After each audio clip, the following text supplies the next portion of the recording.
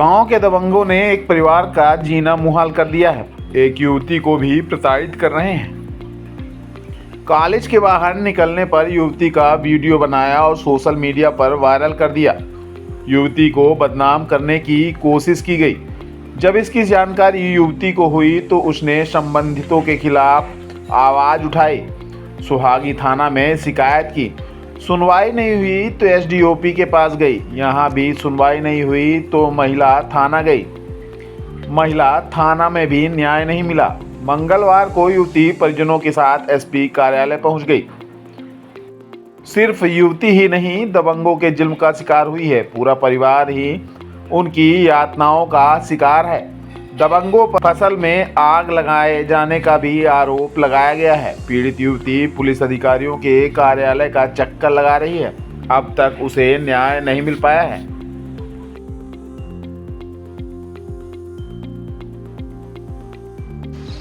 मेरा नाम साक्षी तिवारी है। मैं ग्राम बड़ा गांव की बीए तृतीय वर्ष की छात्रा हूँ।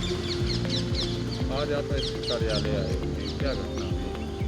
घटना यह है कि 31 मई को सुभाष तिवारी मैं कॉलेज से वापस आ रही थी प्रोजेक्ट जमा करके। अपनी फ्रेंडों के साथ में जूस पी रही थी। उसी समय मेरे अधिया वाले का फ़ोन आया कि आप कहाँ हो। वह तहसील में थे, मैं तहसील के सामने ही जूस पी रही थी। तो जैसे मेरे अधिया वाले हम लोग के वहीं ठेले के पास जूस वाले के आए, उसी समय सुभाष तिवारी ने मेरी फ़ोटो खींच ली। फ़ोटो खींचकर मेरे चरित्र हनन की मनगढ़ंत कहानी बनाकर मेरे गांव में वायरल किया।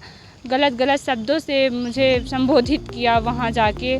और उसके बाद मैंने इसकी रिपोर्ट सुहागी थाने में जेपी ठाकुर सर से की।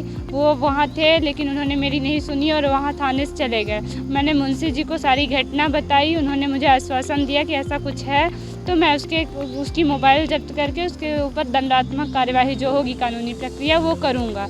लेकिन उस 8-10 दिन तक मैंने वेट भी किया, लेकिन उसके बाद मुझे कोई कार्यवाही नहीं हुई। फिर उसके बाद मैंने एसडीओपी सर के पास गई, लेकिन एसडीओपी सर नहीं थे उस बार।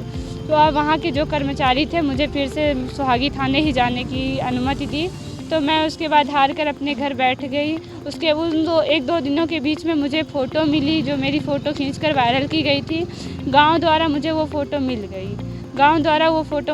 गई। उसके बाद मैं आई महिला थाना, तो महिला थाना की टीआई मैडम ने यह कहकर मुझे टाल दिया कि जहाँ की घटना है वहीं कार्यवाही होगी। मैंने उनको बहुत कहा, बताया, लेकिन उन्होंने मेरी एक नहीं सुनी। उसके बाद मैंने आईजी सर के पास गई। इस बात की खुशी मिली कि आईजी सर वहाँ मौके पे थे और मेरी पूरी बात अच्छे से सुनी। और जेपी ठाकुर सर को कॉल भी किया। उन्होंने बोला कि मैंने कोई फ़ोटो वीडियो उसके मोबाइल में नहीं पाया। उसके बाद सर ने बोला तुम झूठ बोल रहे हो, फ़ोन काट दिया। उसके बाद महिला थाना की टीआई मैडम को कॉल किया। उन्होंने उनसे बताई सारी बात। बोले बच्ची को भेज रहे हैं, तुम इसके जो है सुनकर उसकी कार्यवाही करो। उसके बाद मैम ने गई तो मेरी अच्छे से पूरी बात सुनी और सुभाष तिवारी को दूसरे दिन बुलाया भी। और मैंने उनसे अनुरोध किया था कि मैम जब सुभाष तिवारी को बुलाइए तो आप मुझे भी बुलाइएगा। तो उन्होंने वैसा ही किया। पहले तो आया तो वो बोला कि मैं चरित्रहीन लड़की हूँ, मेरे कैरेक्टर के बारे में गलत बोला। उसके बाद जब मैं अपनी फ़ोटो दिखाई जो मेरे फ़ोन में आई थी, तो जब वो फ़ोटो दिखाई तो उसकी मोबाइल चेक करने के लिए गई तो गैलरी से फ़ोटो डिलीट कर दिया था। तो मैंने अनुरोध किया कि मैम व्हाट्सएप भी चेक कर लिया जाए। जब व्हाट्सएप चेक करने लगे तो उसके व्हाट्सएप में अपने भाई मनोज तिवारी को भेजा था, बाकी लोगों के फ़ोन से डिलीट कर दिया था नंबर से।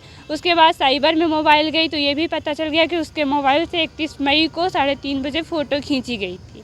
लेकिन मैम ने बोला कि जो घटना है साइबर की रिपोर्ट मैं सुहागी थाने भेज दूंगी, लेकिन आज दिनांक तक कोई कार्यवाही नहीं की गई। मैं सुहागी थाने जाती हूँ तो टीआई सर भाग चले जाते हैं वहाँ से किसी काम का बहाना लगाकर। अगर कोई पीड़िता जा रही है थाने तो उनको वहाँ पर रुकना चाहिए, मेरी बात सुनना चाहिए, लेकिन ऐसा उन्होंने एक भी बार नहीं किया। मैंने सीएम हेल्पलाइन में भी कंप्लेन किया तो वहाँ पर वो बोले, टीआई सर ने बोला कि बच्ची वीडियो बनाती है, फ़ोटो खींचती है। तो मैं कहना चाहती हूँ कि मेरे पास प्रमाण है, तो मेरी बात नहीं सुनी जा रही है कि मेरी फ़ोटो खींची गई है।